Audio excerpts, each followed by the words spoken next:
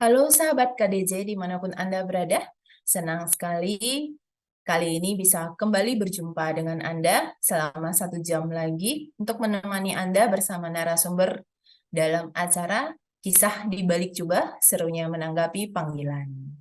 Nah, seperti biasa, narasumber yang kita ajak pasti yang seru-seru dong. Dan kali ini kita mau ngajak seseorang yang ya boleh dibilang mantan drunken master. Kita mau kenalan dulu nih, kita mau sapa siapa sih sang Drunken Masternya. Halo Mo, Halo. Mo, boleh dong kenalkan diri. Bagaimana sih? Oh bagaimana? Jangan dulu, kenalin diri dulu. Saya udah terlalu terlalu excited mau nanya nih, kenapa jadinya Drunken Master, terus mengajak orang yang tadinya keliling paradise, mengenalkan paradise dunia menjadi heaven surganya Tuhan gitu loh. Tapi nanti Ya, ya. kenalin diri dulu biar sahabat Oke. KDJ. Nah, Ya. Nama saya Romo Vincent Widi, MGL. MGL itu dari Missionaries of God's Love. Asal saya dari Bali, lahir besar di Bali. Kemudian saya pernah kerja di travel agent di Bali. Kemudian selanjutnya ya terpanggil menjadi seorang imam dan tanggal 18 November kemarin baru 12 tahun menjadi imam. Itu singkatnya. Ya, sekarang saya ditugas di Rumah Seminari Missionaries of God's Love MGL di Manila, Filipina sejak tahun lalu. Sekarang tahun kedua, ya. hmm. Good. Selamat anniversary Thank you, thank yang you. ke-12 ya? Baru 12 tahun. Oh, baru Oh atau baru. baru sudah 12 tahun.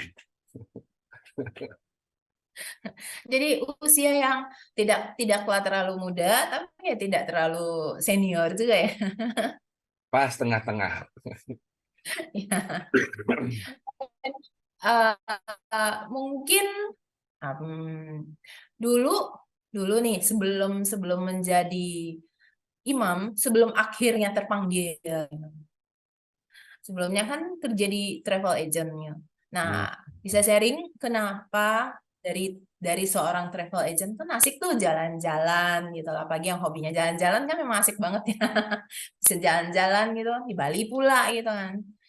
Terus yang dibawa turis lokal apa turis asing gitu. Nah, jadi, Nih aku tanya dulu oh sebelum. ya tanya.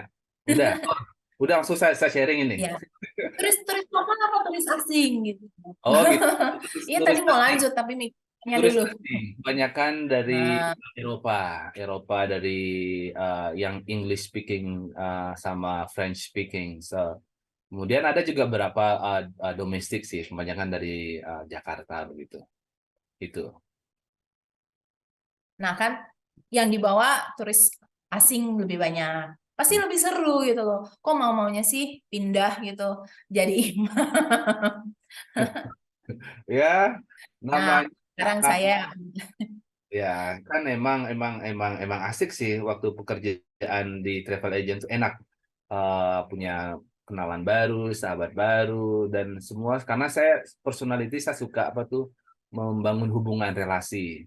Jadi beberapa beberapa teman-teman yang maksudnya dulu turis-turis yang pernah saya handle menjadi sahabat begitu. Jadi saya senang sebenarnya. Terus kenapa meninggalkan pekerjaan itu? Ya ada ceritanya sendiri. oke. Kita mau dengar nih ceritanya. Tenang aja, kita punya 1 jam. Cukup lama boleh bercerita. Mumpung anniversary 12 tahun pasti banyak yang bisa di-sharing. Ya, ya. Jadi saya mulai mulai dari mana nih ceritanya? Mulai dari eh, saya kerja, kemudian mengalami perubahan atau bagaimana? Saya ceritanya bisa bisa panjang, 1 jam nggak cukup kayaknya. Berseri berepisode. Atau mungkin gini, eh, kenapa disebut Drunken Master, terus Oh, kemudian beralih menjadi imam gitu. oh Imam gitu. Drunken Master juga kali ya, kan tiap kali minum Karena wine kan, jadi ya, konsekrasi. ya, ya, karena apa namanya?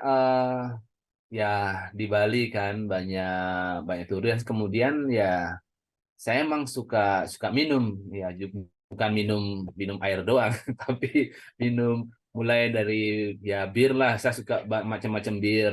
Tapi kesukaan saya itu bir itu apa namanya Stella Artois, Belgium beer. Kemudian pelan-pelan, kemudian juga biasa kan habis kerja capek, winding down-nya itu minum. Tapi kadang-kadang minum itu sampai nggak terkontrol gitu loh. Jadi ya kesukaan saya dulu itu apa nama Jack Daniel Old Number Seven, itu whisky. Ya saya itu kesukaan satu botol bisa bisa habis berdua atau bertiga sama teman-teman. Itu winding down aja karena capek Wah, kan, atau bareng-bareng sama tamu gitu.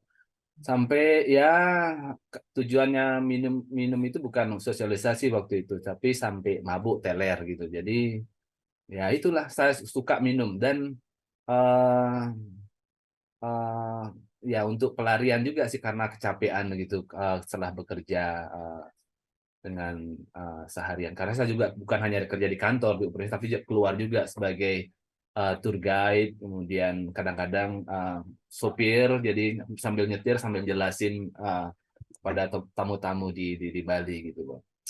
Dan satu hal yang saya masih ingat sebenarnya, uh, uh, karena kan kerja dari Senin sampai uh, Jumat, kemudian Sabtu Minggu itu memang saatnya di Bali kan terkenal dengan dugem atau nightlife. Gitu kan. Jadi uh, uh, pergilah saya ke satu satu satu night club gitu. Jadi minumlah sama teman-teman sampai mabuk gitu loh. Karena kalau orang mabuk kan katanya nggak sadar gitu. Saya sampai katanya sampai joget-joget gitu sampai di atas di atas apa namanya uh, karena. meja biliar Oh, sampai begitu terus sampai nggak sadar terus habis itu baru bangun jam 2 jam 3 pagi dan harus harus harus tuh diantar pulang sih ke rumah kemudian Senin tuh harus kerja masuk kantor. Nah, itulah kejadian lagi. Kejadian dalam arti saya masih hangover, naik motor, eh, di perempatan jalan, kalau tahu Bali itu jalan bypass Ngurah Rai, yang ke kanan itu mau ke Benua, sekarang ke tol, ke kiri itu ke Sesetan. Saya melurus, terus ada truk yang belok kanan, atau belok kiri dari saya nabrak, nabrak truk gitu waktu itu. Itu eh saya masih ingat itu Oktober tahun 2003 saya nabrak. Yang waktu saya ingat waktu itu hanya ngerem, bang. Nah, kemudian saya nggak sadar, Kemudian saya dibawa rumah sakit Sanglah sama truknya itu. Truknya bukan truk biasa, tapi truk sampah. Truk sampah. Kemudian eh, waktu itu lucunya waktu pas saya sadar saya di rumah sakit kan. eh, Pertanyaan pertama yang saya tanya itu bukannya saya lagi di mana, saya gimana keadaan, enggak. Yang pertama saya tanya itu sama ada dokternya di sana, sama ada Pak polisi yang pegang SIM sama STNK saya kan. Pertanyaan pertama yang saya tanya lah, "Eh, Pak, motor saya gimana, Pak?" Karena saya masih mikir, motornya lebih penting. iya masih motornya masih baru, baru kayaknya baru 6 bulan dah waktu itu, masih masih masih baru, masih grass gitu loh. Ya. Dan uh, dokternya bilang, diam kamu tuh selamat katanya. Karena waktu saya sakit katanya di scan body saya, terus nggak ada satupun tulang yang patah, hanya lecet-lecet dikit sama lecet dikit. Udah itu aja. Di situ saya sehari terus bawa pulang, pulang ke rumah, masih shock sih, masih shock. Kemudian setelah itu baru saya memikirkan uh, uh, hidup saya karena selama bertahun-tahun saya kerja di travel agent itu saya menghabiskan waktu untuk kerja, kemudian minum-minum dan lupa namanya ke gereja atau karena sudah asiknya minum-minum dan Karena orang-orang hangover kan udah ngapain, udah nggak ingat lagi, udah capek. Jadi ibu saya itu berdoa untuk saya supaya tidaknya Vincent diingat sama Tuhan gitu, di gereja gitu loh. Jadi ibu saya itu selalu mendoakan saya uh, bertahun-tahun supaya saya ingat Tuhan melalui uh, doa pagi, kemudian misa jam 6 di paroki Santo Franciscus Xaverius Kute dan seterusnya. Itu ya, itu singkatnya. Ya. Jadi karena mabok tertabrak. Mau dibilang nggak keren juga ya ditabrak truk sampah. Tapi ya puji Tuhan sih, nggak kenapa-apa. Nah, dan itu yang menjadi awal mula asal panggilan menjadi imam memang.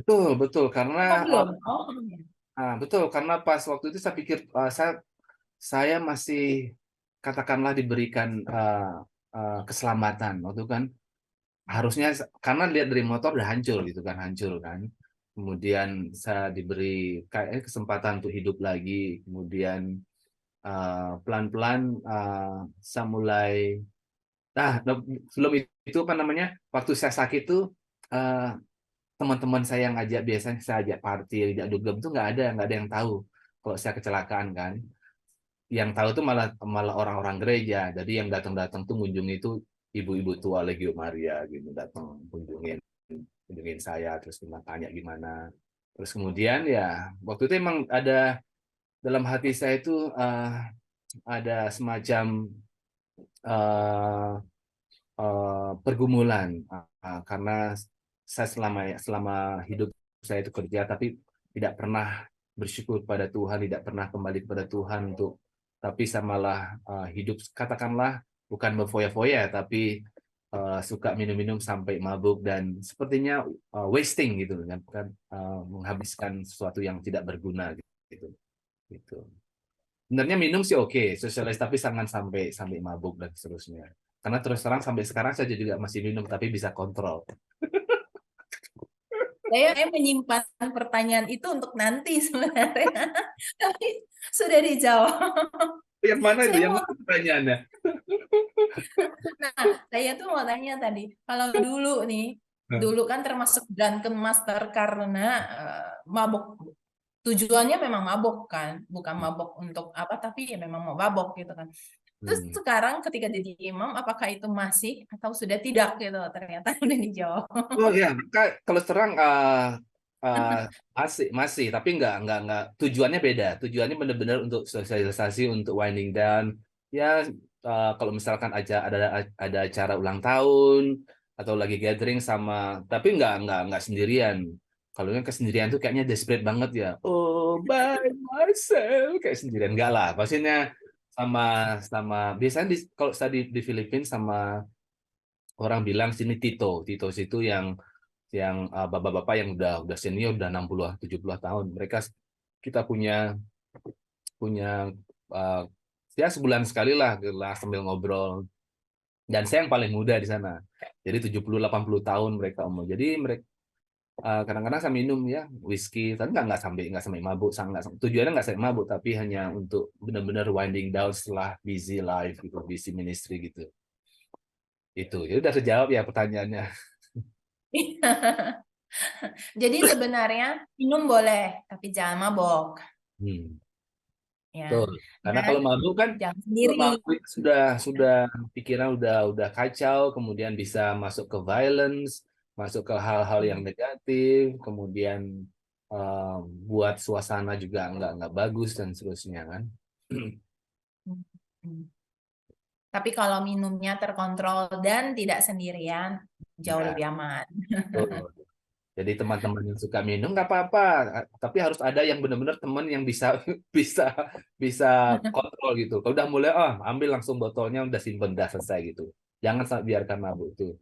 Jadi ada yang menjaga gitu. Yang penting intinya cuma jangan mabok. Ya, karena kan emang Oke deh. di kitab suci kan bilang jangan sampai mabuk-mabuk. Dibilang nggak boleh minum Ya. tapi jangan sampai mabuk gitu loh. Jangan mabuk gitu. Ya. Ada ayatnya sih tahu saya yang boleh minum. Tapi saya lupa tepatnya di mana. Tapi memang ada ayat itu. Ya. Nah, kita kembali nih. Tadi terlalu seru ngomongin mabok. Nah, mungkin itu kan menjadi awal titik di mana mendekat ke Tuhan. Sekian lama yang didoakan mamanya, ibunya bahwa untuk kembali ke Tuhan gitu. Nah, apakah setelah kembali langsung tertarik jadi imam atau mungkin masih ada proses nih? Hmm.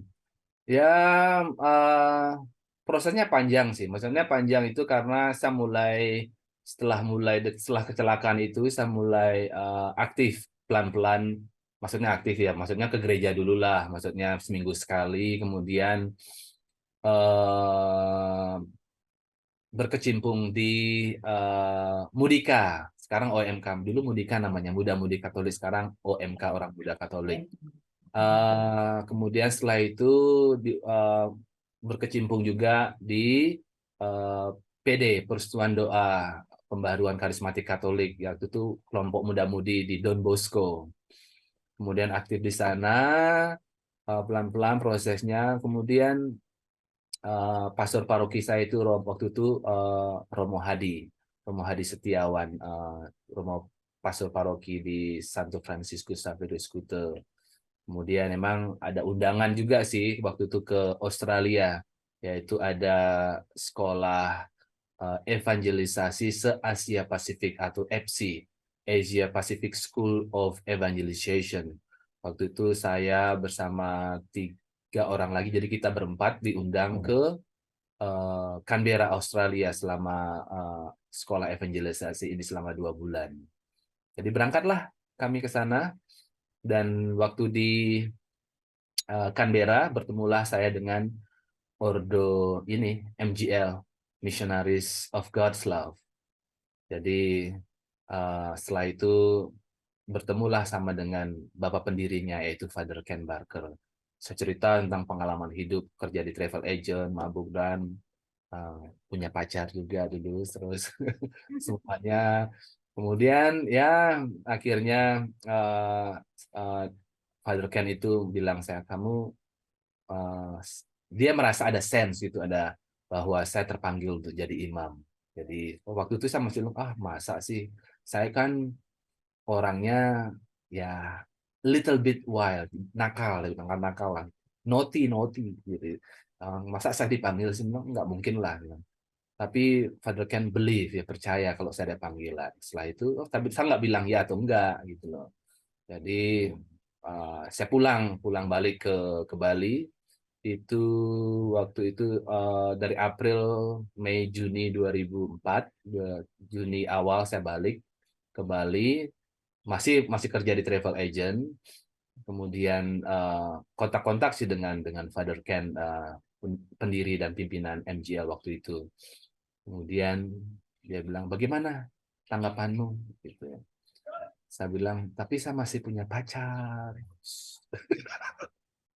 Masih punya pacar waktu itu. Ya udah, saya ketemu sama pacar saya. Nggak tahu nanti mungkin pacar saya bisa nonton kalau yang di YouTube ini. Nggak bisa. Namanya Johanna, Johanna. Waktu itu Joe-nya bilang, ya Vincent apapun keputusanmu, kamu saya dukung gitu loh. Saya dukung kamu. Oke, habis itu kita break up kan, jadi kita putus. Putus, saya fokus dengan uh, panggilan saya pelan-pelan kan, masih rutin bimbingan rohani sama Romo Hadi di Paroki Kute. Kemudian akhirnya saya bilang ya, oke saya mau bergabung masuk seminari di Australia. Kemudian dikirimlah semua dokumen-dokumen untuk apply visa kan sama pre-application untuk masuk MGL. Lengkapi semua dokumen-dokumen, kemudian singkatnya udah saya bilang sama Tuhan, Tuhan kalau benar-benar saya terpanggil, kasih saya tanda gitu kan. Apapun tanda itu kan. Biasanya ngurus visa ke Australia untuk turis visa 3 bulan atau bisnis visa kan gampang. Ini untuk visa yang dua tahun loh, tinggal 2 tahun. Dan saya apply 2 minggu langsung langsung approve gitu loh. Langsung saya email Father Ken, Father Ken sih saya sudah terima nih email apa tuh visanya sudah granted, sudah udah jadi. Terus Father Ken bilang, wah ini kok cepat sekali. Dia bilang, dia sendiri yang bilang, that must be God sign that God call you. Jadi mungkin ini tanda benar-benar. Waktu itu emang saya minta tanda, tanda dari Tuhan. Dan emang tak memberikan tanda kan. Memang kalau memang Tuhan manggil, visanya nggak ada halangan, malah lebih cepat. Akhirnya saya berangkat ke Australia. Eh, 2005 bulan Januari. Nah itu belum selesai kan? Belum selesai, belum selesai. Mungkin ada pertanyaan selanjutnya, tapi saya mau jawab langsung sebelum ada pertanyaan. Karena waktu itu saya masih sama Joe kan, Joe, sama Joe. Tahu saja saya mau bertanya. Ya, lanjut, lanjut. Baiklah, silakan dijawab.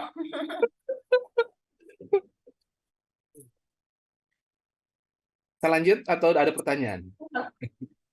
Tidak, saya senang kalau tanpa bertanya sudah Oh iya, dijawab. iya. Nah, waktu itu kan, Artinya chemistry kencang. jadi saya masih ingat itu tanggal 15 atau 14 Januari 2005, waktu itu di airport kan, untuk terakhir kalinya saya telepon si Joe. Bilang, Joe, ini komunikasi kita yang terakhir, saya fokus ke panggilan untuk jadi imam. Dan tahu nggak kira-kira waktu itu Joe bilang apa di telepon? Hmm. Joe, Oke, selamat jalan. oh kan bukan selamat jalan. Dia begini, "Eh, saya juga nggak menduga sih, saya kira, oh ya Vin, saya doakan kamu semoga itu. Enggak, dia bilang gini, Vin, jangan pergi. Aduh, langsung galau. Benar, waktu itu saya galau. Galau, bilang, Joe, saya nggak bisa nih, udah ini. Dan saya udah nggak boleh bawa handphone lagi ke biara kan, sudah peraturan nggak boleh bawa HP. Udah habis itu, ini komunikasi kita yang terakhir. Udah, oke, terima kasih ya selama pertemanan kita, bla bla bla, udah. Nah itu, udah boarding. eh, Memang sih di pesawat itu saya kepikiran, namanya galau kan, kepikiran. Karena saya pikir ini benar-benar panggilan Tuhan apa enggak ya? Karena kok ada perasaan galau, masih ingat si Joe dan seterusnya. Tapi ya namanya perasaan sebagai manusia ya. Jadi saya udah uh, jalani aja sampai sampai akhirnya saya tiba di Sydney, Australia. Dan karena kesibukan juga langsung ke uh, ikut Summer School of Evangelization bersama anak-anak muda sekitar 200 orang. Itu singkatnya sampai akhirnya saya udah nggak ada komunikasi lagi sampai sampai sekarang sama si Joas. Nggak tahu sekarang di mana dia dan seterusnya. Begitu. Atau ada pesan mau disampaikan kali-kali nonton? Oh, nggak tahu kalau kalau Joy nonton, Joanna kalau nonton ini, well, terima kasih mungkin mendoakan saya juga ya mungkin. Ya nggak tahu. Mungkin maaf juga kalau misalkan uh, kalau sakit hati atau gimana saya nggak tahu. Kalau dia nonton ya. Ya, Yang penting yang terbaik lah ya. betul betul. All the best for you, Joe. Ya. Hmm. Ya. Dan bisa menduga pertanyaan selanjutnya. Nggak tahu saya nggak bisa menduga apa. Baiklah, baiklah. Nah, kan karena tidak sengaja terus ketemu dengan pendirinya MGL dan akhirnya kan ke MGL. Hmm. Ada nggak sempat tidak misalnya mau mencoba nih ke ordo lain atau ya udah stick to the MGL karena ya the first pound MGL ya kan? Ya udah stick sampai sekarang MGL. Memang sekarang MGL sih, tapi maksudku di awal itu sempat tidak untuk berpikir mungkin mau mencoba yang lain, mungkin ada ordo yang lain yang lebih cocok. Kalau dari saya sih karena sebelumnya kan saya sudah di eh, Persekutuan Doa Karismatik, Pembaruan Karismatik Don Bosco, jadi base-nya sudah di sana. Dan kemudian eh, bersama setelah saya pulang sebenarnya waktu di FC itu saya lupa bilang bahwa saya bersama teman-teman teman-teman yang lain juga mendirikan apa namanya Disciple of Jesus Covenant Community di Bali yang pusatnya di Australia juga. Jadi di OGCC ini, Disciple of Jesus Covenant Community ini juga bagian dari MGL. Jadi Missionaries of God's Love ini lahir dari komunitas awam. Jadi base-nya itu saya sudah jatuh cinta pertama dengan pembaharuan karismatik Katolik. Jadi dengan dipimpin oleh Roh Kudus, jadi kemanapun saya sudah, dan tidak pernah pikiran untuk pindah ke lain hati, maksudnya ke lain hati ke ordo yang lain karena MGL. Nah, tahu kan singkatan dari MGL? Tidak, ada singkatan lain. Ya, ada singkatannya, bukan hanya Missionaries of God's Love, tapi kalau misalkan Tuhan sudah manggil MGL itu, mau gimana lagi? Mau gimana lagi, sudah kalau Tuhan sudah manggil, sudah jatuh cinta sama kongregasi ini, ya MGL, mau gimana lagi? Ya, begitulah. Atau mungkin juga Romo tipe yang setia, jadi begitu first love langsung ya sudah gitu. Nah, ya, bukan bukan tipe yang saya bukan setia, tapi Tuhan Yesus yang setia. Wah, namanya manusia kadang-kadang up and down, tetapi Tuhan yang selalu setia. God is always faithful. Nah, ya, kalau saya setia sih, uh, itu perlu dipertanyakan karena memang kita dipanggil untuk setia, tapi kadang-kadang kita up and down, jatuh bangun, ya begitulah. Selama up and down, asalkan tidak down lupa up, masih Ya, oke lah ya. betul. Namanya manusia kan, selalu Hmm. pasti ada godaan, cobaan, stres, burnout. Jadi kadang-kadang down. Jadi memang betul kata Yeni kan, jadi harus up lagi. Tuh, ya, begitulah. Sebenarnya Pergumulan menjadi seorang imam juga begitu. sepertinya semua manusia begitu sih, Mo. Hmm, Kita hmm, selalu ada yang up and down. hmm, hmm. Kata orang roda selalu berputaran. Ya, begitu. Uh, jadi memang semua itu harus dihadapi, ya. Kalau misalkan ada permasalahan, pergumulan, dan don't worry, ada saatnya kita tersenyum, ada saatnya kita bersedih. Itu kata Amsal kan, ya. Ada waktunya untuk tertawa, ada waktunya untuk menangis, ada waktunya untuk bergembira, ada waktunya sedih, dan seterusnya.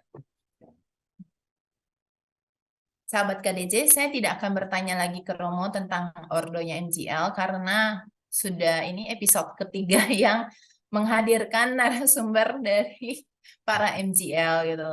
Daripada kita bertanya ordo MGL, bisa lihat di episode yang sebelum-sebelumnya, kita bertanya yang lebih seru. Dan saya mungkin sedikit loncat ya, harusnya Hmm. nanti ditanya di akhir. Hmm. Romo kan termasuk panggilan yang cukup telat, yang Hmm. sudah dewasa baru dipanggil. Bukannya yang umumnya kan yang mungkin lebih diketahui orang adalah dari kecil dia berasa sudah terpanggil menjadi imam, ada dari benih-benihnya dari kecil kan. Hmm. Terus dari kecil dari mungkin remaja mereka sudah mulai Hmm. masuk baik novisiat ataupun ikut seminari, pokoknya sudah mulai dari masa remaja. Tapi kalau Romo kan cukup lumayan sudah telat ya, sudah mulai kerja. Dan beberapa Romo NGL kan juga termasuk yang panggilannya cukup telat gitu. Mungkin bisa kali menyampaikan ke yang sedang bergumul nih, karena kan panggilan kita tidak pernah tahu ya, datangnya kapan. Mungkin Hmm. sudah ditaruh dari masa Hmm. kecil atau mungkin dari sejak di kandungan sudah ditaruh gitu. Tapi mungkin baru timbul belakangan Hmm. seperti Romo yang menemukan karena tertabrak oleh truk sampah, motor hancur orang yang nggak apa-apa gitu. Ya, ya, ya. Well, yang namanya panggilan itu eh, tidak ada yang terlambat sebenarnya. Hanya umur juga hanya angka saja kan. Yang penting kalau misal seperti kalau kita lihat semua di kitab suci kan memang ada panggilan yang masih muda kan. Waktu Yeremia dipanggil masih muda sekali kan. Dan kemudian kalau ada yang tua seperti Elia kan udah tua sekali baru dipanggil. Kemudian kalau kita lihat dari para rasul kan ada yang paling muda seperti Matius pemungut cukai yang masih muda, yang tahu yang tua seperti Petrus yang udah berumur. Nah, itu nggak ada yang kata-kata terlambat kan. Emang kalau dibilang ada panggilan terlambat, saya rasa sih bukan panggilan terlambat, mungkin jawaban yang terlambat atau jawaban yang Oh, tertunda. Jadi masih masih apa tuh, mesti mungkin karena kesibukan atau masih fokus dengan pekerjaan atau karir atau masih dalam proses mencari. Sebenarnya nggak ada yang namanya terlambat, tapi bagaimana kita sebenarnya sebagai pengikut Kristus benar-benar mendengarkan suara Tuhan melalui doa, melalui mendengarkan apanya renungan-renungan, karena suara Tuhan tuh kadang-kadang lewat di sana, tadi kadang-kadang kita ignore apa tuh, tidak menghiraukan, ada di sana gitu. Jadi untuk teman-teman yang masih mencari dalam panggilan, entah panggilan untuk hidup berkeluarga, entah panggilan hidup membiara, atau panggilan untuk menjadi seorang imam, bagus kita kalau kita mempunyai seorang pembimbing rohani. Pembimbing rohani yang bisa kita ajak untuk uh, apa namanya, bimbingan rohani, dan kemudian melakukan discernment bagaimana menurut jalan Tuhan kita mau kemana gitu. Itu sih intinya sebenarnya.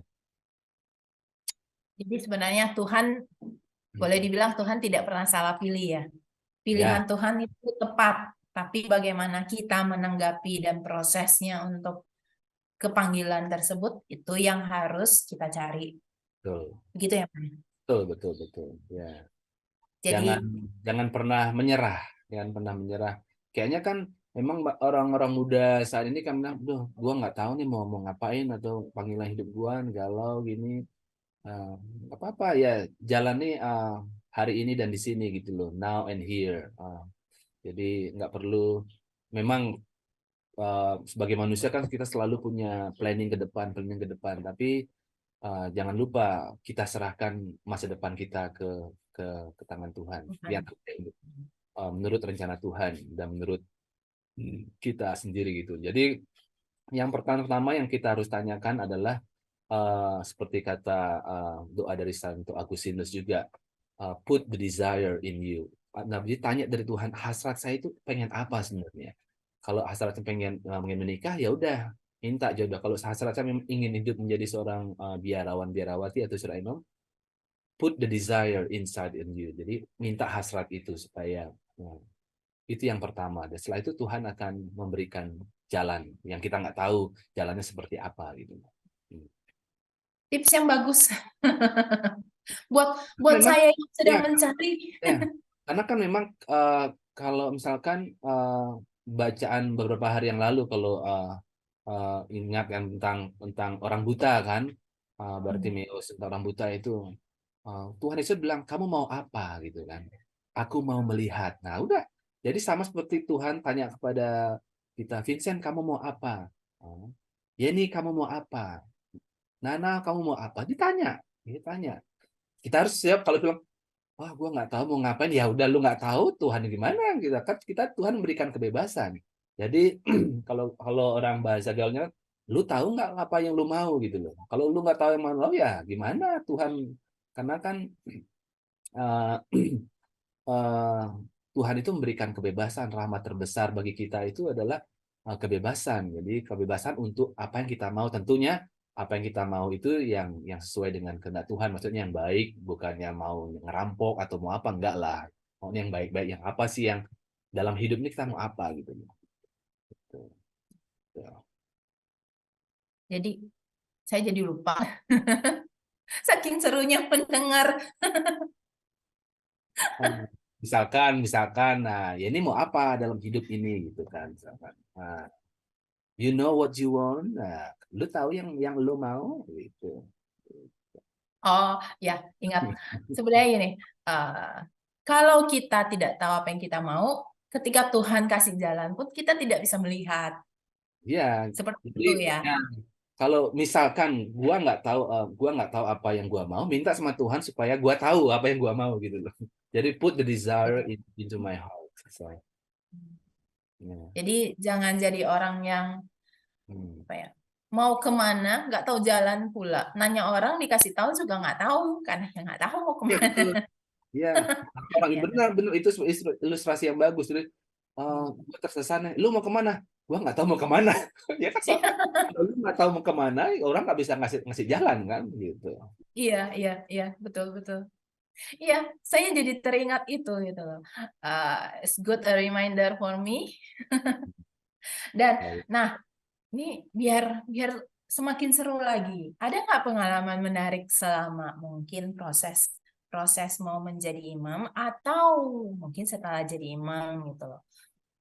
Dengar-dengar suka pelayanan. Aku kurang tahu. Nih waktu kapan Hmm. pelayanan buat anak-anak jalanan.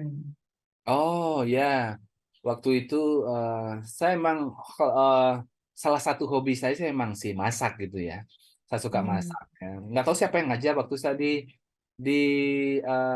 di Australia juga saya mulai masak sih. Emang kita di biara itu di semua MGL kita nggak ada tukang masak, ya kita masak sendiri. Jadi ya kita masak sini. Mulailah saya suka masak masakan Indonesia sih dan juga belajar masakan Western juga. Jadi eh, itulah salah salah satu hobi dan juga saya yakin itu gift yang Tuhan berikan pada saya suka masak. Jadi orang bilang sih masakan saya cukup enak gitu loh. Ya, bukan menyombongkan diri tapi emang enak.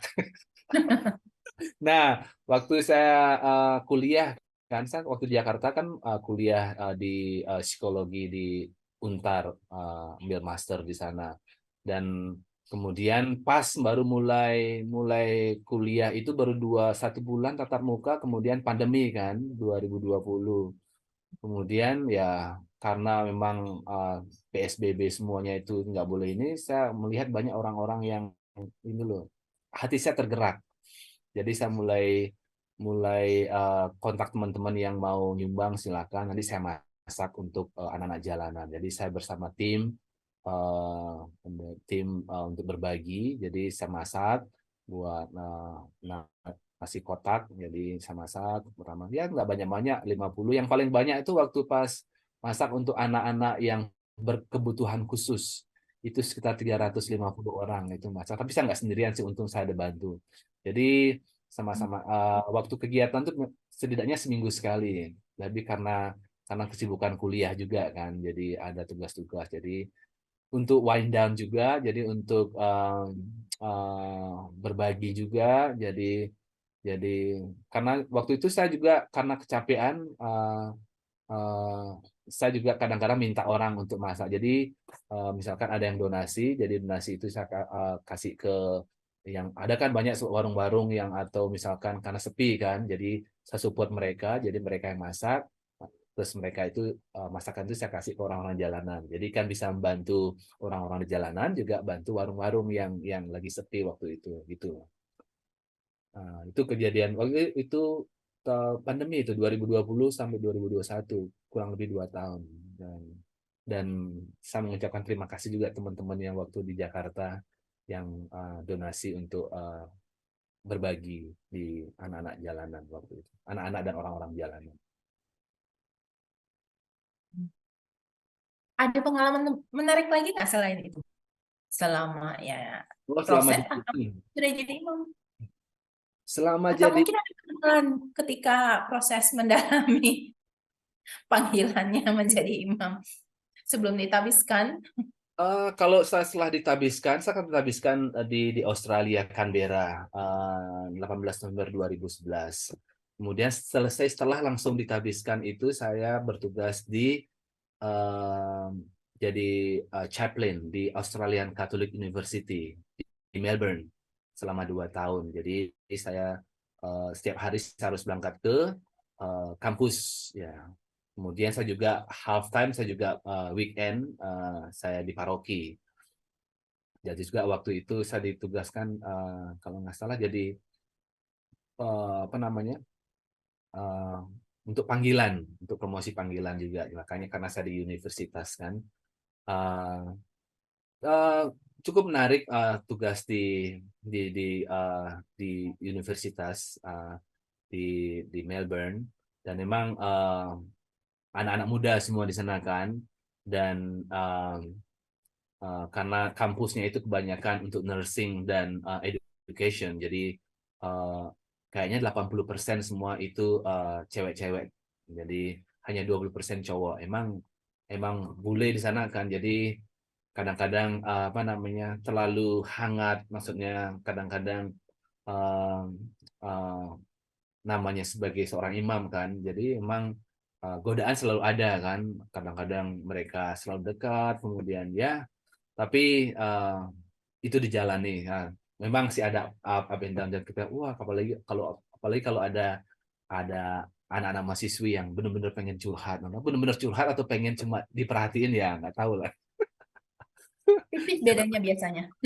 Nah, gitu lah. Tapi puji Tuhan sih mereka semua uh, dan waktu itu saya juga pengalaman menarik waktu itu saya mendampingi mereka untuk acara World Youth Day di Rio, Brazil tahun 2013 karena saya jadi chaplain awal 2012 sampai akhir 2013 jadi selama 2 tahun full. Jadi saya sama mereka ke Brazil kemudian waktu itu 40 orang 40 orang. Jadi menarik mereka dan mereka sangat sangat senang sampai sekarang masih jadi teman sih, ada yang sudah menikah, sudah punya anak sekarang gitu.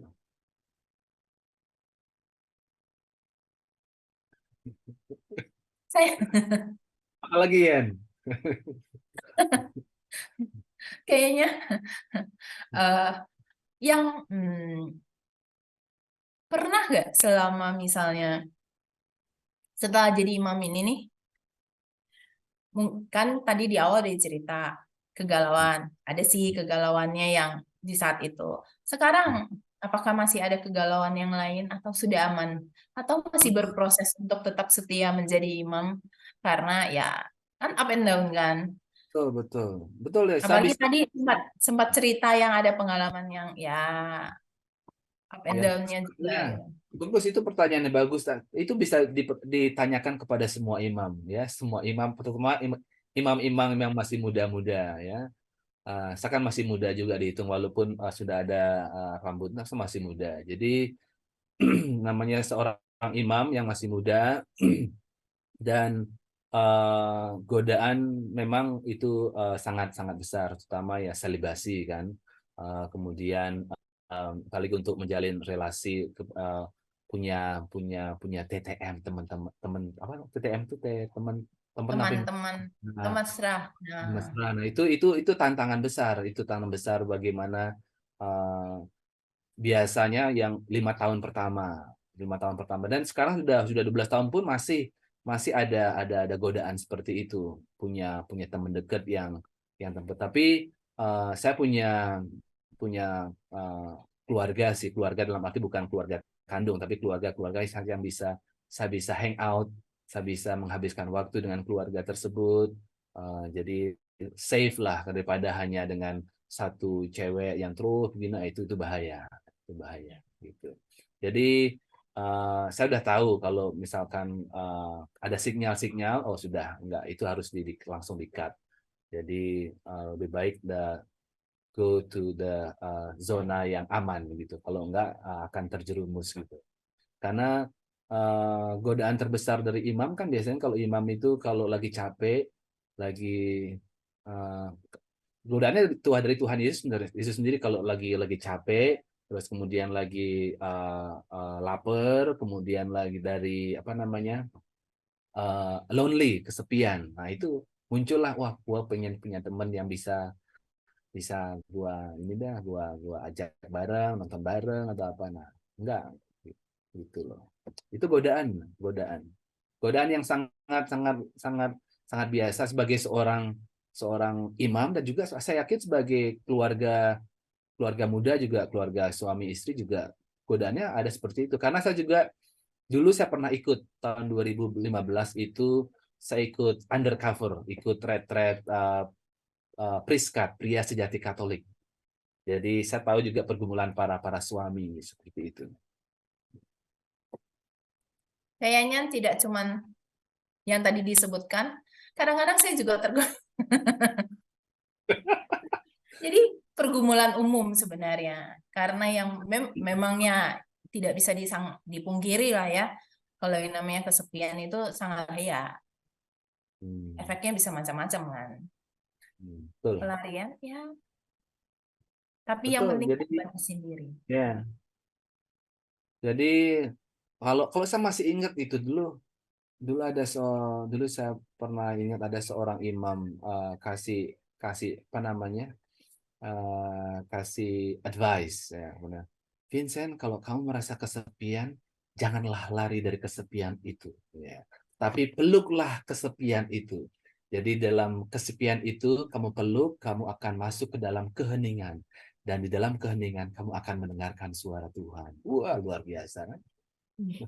Orang biasanya Tapi kan lari dari kesepian. ya, Biasanya orang lari dari kesepian. Tapi kalau kita lihat sendiri, Tuhan Yesus pun dipimpin ke tempat yang sepi, yaitu di padang gurun.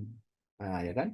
Jadi kalau dari saya sendiri sih, kalau dari MGL sendiri, emang kita juga eh, setahun ini sebagai imam kita diajak untuk setidaknya 4 atau 5 kali kita pergi ke solitude. Solitude itu kita tempat sendirian. Kita benar-benar mau malah mau masuk ke dalam kesepian itu karena kita dalam kesepian itu kita mau mendengarkan suara Tuhan. Tapi banyak dari kita yang eh, dewasa ini karena karena banyak sekali hal-hal yang kita malah mau lari dari kesepian. Saya nggak mau merasa sepi, makanya musik semua. Wah.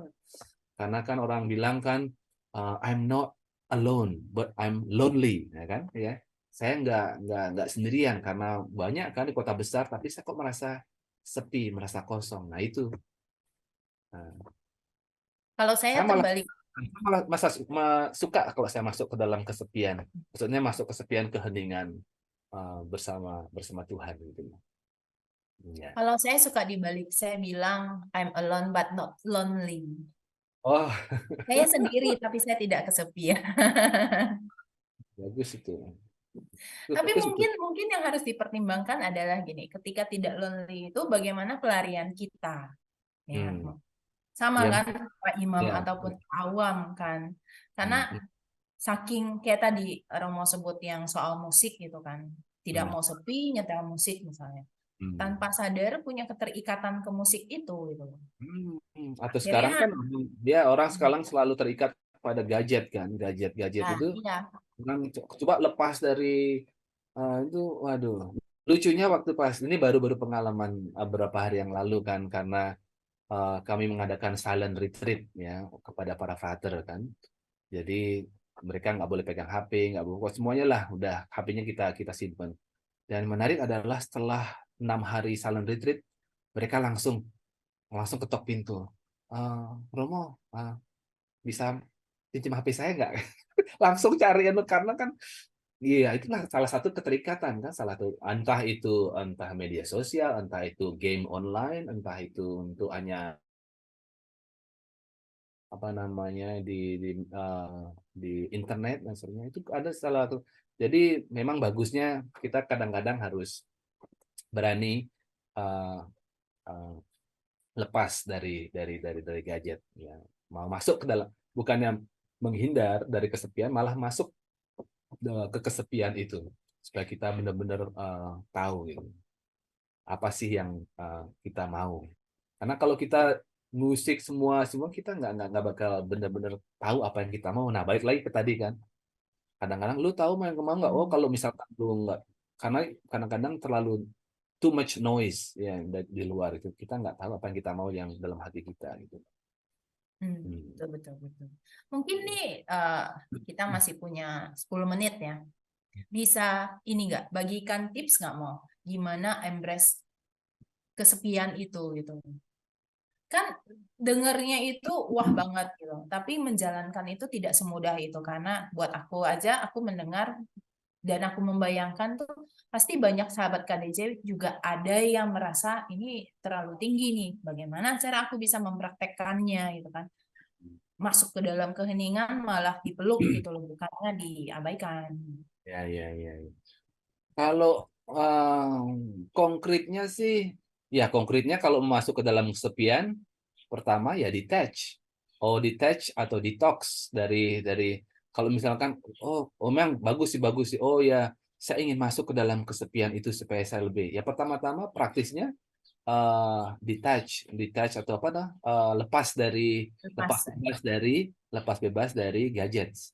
Apa yang selama ini yang benar-benar saya lengket itu harus dilepas.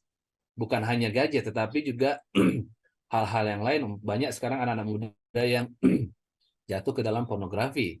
Ya, pornografi atau mobile apa tuh online games atau mungkin banyak juga ada yang judi online atau banyak seperti itu. Jadi kalau yang benar-benar masuk ke hunian, ya istilahnya kan harus dipangkas. Orang kalau misal apa tuh musim mangga itu atau musim duri apa tuh rambutan itu kan sebenarnya dipangkas-pangkas dulu yang enggak ini. Jadi sama sama itu harus dipangkas-pangkas dulu supaya nanti bisa berbuah. Jadi apa yang nggak benar-benar yang sama kelengketan-kelengketan saya, attachment saya itu tuh harus dipangkas pelan-pelan. Memang nggak bisa langsung, itu butuh proses. Mungkin sehari saya mau dari jam ini saya mau lepas dari HP. Atau misalkan sekarang kan udah banyak status-status, saya nggak bisa dihubungi dan sini udah orang tahu, oh saya mau dites. Kalau setelah mulai beberapa jam sehari, mungkin kalau misalkan karena mungkin kita nggak bisa lepas juga ya dari karena orang kerja kan, tapi kan bisa juga ambil waktu cuti, kita bener-bener holiday misalkan, ambil orang bilang apa healing healing gitu sekarang ya. Jadi bisa bisa bisa lepas juga. Healing.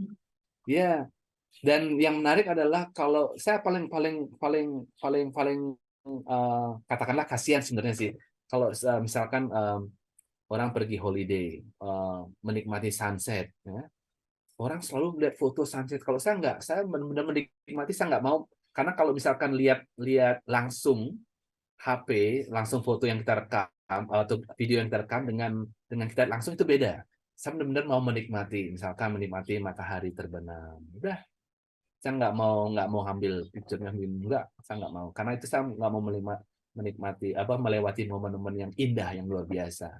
Sama seperti dalam hidup kan, kita katakanlah orang sekarang kan table manner juga kan, misalkan kalau lagi kumpul bareng kan itu HP disingkirkan dulu, jadi kita mau ngobrol face to face, itu yang kadang-kadang hilang dari kebiasaan baik kita kan untuk ngobrol bareng. Jadi kita juga punya punya peraturan, bukan peraturan sih, tapi common sense. Jadi kalau kita misalkan lagi makan bareng, HP disingkirkan karena kita mau face to face berbagi cerita, berbagi senyum, apapun itu. Karena HP itu bisa bisa nunggu. Gitu. Oh, udah selesai tipsnya. Oh, oh tipsnya benar apa? Tipsnya, oh secara Saya, kompleks ya. saya menunggu mungkin masih ada lagi. Oke, oke, oke. Ya, ya, ya. Eh, ya sih, ya. Kita banyak yang sekarang karena sosmed itu membuat kita pamer, sibuk dengan foto, tidak menikmati lagi gitu. Terus ya kadang-kadang ya HP memang ikatan paling susah. Apalagi kalau orang yang kerjanya via HP. Saya mau bertanya sih sebenarnya, tapi ya karena waktu juga agak-agak mepet, jadi saya pending aja. Mungkin nanti kita bertanya di sesi berikutnya. Boleh, boleh. Nah, ini sebagai penutup mau, Ya. ada enggak?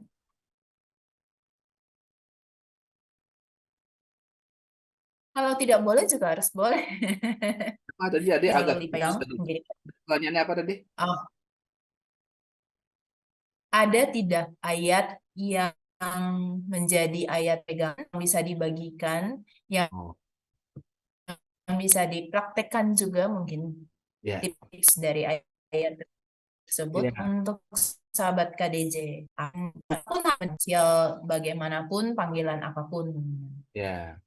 Berat ya Kalau pertanyaan saya. Kalau ya ini kalau dari pengalaman pribadi saya ya, karena ayat yang saya pakai juga untuk misa pertama saya dan juga tabisan saya simple aja dari Matius 9:9. Orang kan suka angka 9. Saya dari Matius 9:9. Itu bab 9 ayat 9. Itu panggilan Matius pemungut cukai. Sederhana saja, waktu itu Tuhan Yesus melihat Matius pemungut cukai duduk di tempat pemungutan cukai. Dan Yesus melihat bukan hanya melihat, tapi melihat benar-benar melihat kedalaman hati Matius, melihat kegalauan hati Matius, melihat begitu galaunya, inginnya Matius lepas dari masa lalunya yang sebagai pengut cukai, kegelapannya, hidup dalam kegelapan dosa-dosanya. Dan Tuhan Yesus hanya mengatakan dua kata, follow me, ikutlah aku. Waktu itu Matius tidak berkata apa-apa, tapi dia hanya dikatakan bangkit berdiri, ikut Tuhan Yesus. Simple. Jadi ayat itu, ikutlah aku. Jadi apapun yang Tuhan katakan pada teman-teman, kalau Tuhan Yesus bilang ikutlah aku, jangan pikir dua kali. Karena kesempatan kedua mungkin nggak ada lagi. Jalan. Dan walk in faith. Ya. Jadi bukan hanya mikir lagi, aduh kalau gua ikut nanti gimana. Ada pertimbangan-pertimbangan di sini. Tapi kalau benar-benar itu benar dari suara Tuhan, follow me, ikut, jalan. Jadi kadang-kadang orang pikirkan, berpikir dulu baru jalan. Enggak, ini kita kadang-kadang faith itu jalan dulu baru pikir kemudian. Tapi itu memang betul-betul bold faith. Jadi faith yang benar-benar betul-betul iman. Ya, itu dari pengalaman saya dan yang ingin saya katakan kepada anak muda. Karena apa? Karena kita anak-anak muda ini biasanya jatuh ke dalam tomorrow's person atau manana person. Jadi manusia menjadi besok. Ya udahlah besok aja. Besok aja. Tunggulah nanti kalau gua udah berumur atau udah tua. Banyak misal panggilan untuk menjadi imam atau panggilan untuk membantu orang lain atau panggilan untuk berkarya. Kadang Anda ntar aja membantu orang lain. Oh, dah tunggu gua sukses dulu baru saya bantu orang lain. Enggak, jangan. Now and here, follow me. Jadi nggak perlu berpikir dua kali, kalau Tuhan panggil, jalan. Itu tips saya, Matius 9:9. Being being present gitu kan, menjadi Ya, saat ini dan hadiah juga untuknya momen saat ya, ini gitu kan. betul. Memang tidak mudah sih karena kita suka diajak untuk berpikir lebih panjang, berpikir ke depannya, bla Hmm, bla bla gitu kan. Kita lupa kalau being presentnya gitu kan. betul, betul sekali. Ada yang mau ditambahkan lagi untuk sahabat KDJ, mau dibagikan, diceritakan dengan ya sebelum kita tutup. Oh, apa lagi ya? Eh, Sebenarnya jangan jangan takut sebenarnya. Don't be afraid. Jangan takut akan tantangan atau takut akan panggilan Tuhan. Eh, atau jangan takut kalau kita pernah jatuh ke dalam dosa atau tidak setia, nggak apa-apa. Itu cara Tuhan membentuk kita, cara Tuhan form kita, membentuk kita menjadi sesuai dengan kehendak Tuhan. Seperti Tuhan adalah artis yang membentuk kita, membentuk tempayan atau the potter's hand, yang kalau God is our potter's hand, membentuk kita jatuh bangun, pecah, broken hearted, apapun itu, that's part of life. Jadi biarkan Tuhan bentuk. Ya. Itu saja sebenarnya yang mau saya sampaikan. Jadi whatever your situation, apapun situasi teman-teman, semuanya don't give up. Never, jangan pernah menyerah. Ya. Karena Tuhan punya rencana yang indah, yang sesuai dengan waktunya. Dan kadang-kadang kitanya yang kurang bersabar, kurang sabar dan pengennya cepet instan. Itu aja sih. Instan itu kan selalu enak. Kalau saya sendiri saya nggak suka kopi instan, saya sukanya bener espresso, bener dari beans, terus, nah kan sama kan. Kalau kalau Anda nggak suka kopi instan 3 in 1, sama. Kalau yang benar-benar suka yang benar kopi, ya benar-benar kopi dari biji, di grinding, benar-benar diperes, dan akhirnya keluar espresso harum. Nah, sama itu kalau kalau kalau sama dengan hidup kan, benar-benar kita kadang-kadang dipres semua itu sampai keluar yang benar-benar harumnya kopi itu. Ya, mungkin kita harus mencoba kali mau. Kayak saya ketika saya lagi berada di tempat ini, Hmm. eh, beneran minum minum kopi yang dari bijinya awal terus di roasted sendiri, habis di roasted baru di green, terus baru Hmm. dibikinin kopi diseduh gitu tuh tesnya jauh berbeda dengan yang kita sudah beli bubuk terus kita tinggal seduh walaupun sama-sama kopi hitam gitu. Hmm. Walaupun mungkin sama-sama kita bikin espresso ya. Hmm. Jadi tips yang dibagikan dan pesan juga sama jadinya. Belajar menikmati dulu walaupun prosesnya tidak enak ya, Mo. Yang penting Ya, jangan putus asa, betul. jangan menyerah. Kan ada lagunya itu, jangan menyerah, jangan menyerah. Ada lagunya kayaknya. Ada, ada Nah, juga yang lagunya eh, jangan berputus asa. nah, Lupa saya jadi tiba-tiba. Ya, baiklah. Kita ternyata sudah sampai ke penghujung acara ini. udah Sahabat 1 jam. KDJ sudah. Kalau nggak nanti bisa 3 jam kalau dilanjutin. Ya, kita kan harus belajar tahu diri, mau. Kayak tadi minum tidak boleh mabuk, gitu. Seperti ini, waktunya sudah kita harus akhiri, ya kita harus akhiri. Biar nantinya ke depannya lebih oke kan? Nah, mungkin sahabat KDJ yang ada ingin bertanya, tadi karena tidak ditawari kesempatan, boleh taruh di chat, di kolom komen, bukan kolom komen, diketik di komen, nanti saya akan menyampaikan ke Romo Vincent, nanti jawabannya akan kami replay bagi yang belum kena Romo. Kalau kena Romo mungkin boleh ya langsung bertanya Japri. Baiklah. Nah, terima kasih untuk kebersamaannya semua sahabat KDJ yang telah setia menemani sampai akhir acara ini. Juga kepada Romo Vincent Widi yang sangat nih waktunya sebenarnya sangat padat nih sampai dibela-belain, disiapin, diluangin waktunya untuk hadir menjadi narasumber di acara ini. Thank you ya, Mo. Nanti someday mungkin akan diundang untuk acara lain. Jangan kapok ya. Baiklah, kami harus pamit undur diri. Saya Francisca Romana Yeni. Saya Dan Vincent Widi MGL. sampai ketemu lagi di acara Kisah Balik Jubah episode berikutnya. Sampai jumpa dan Tuhan berkati. Bye.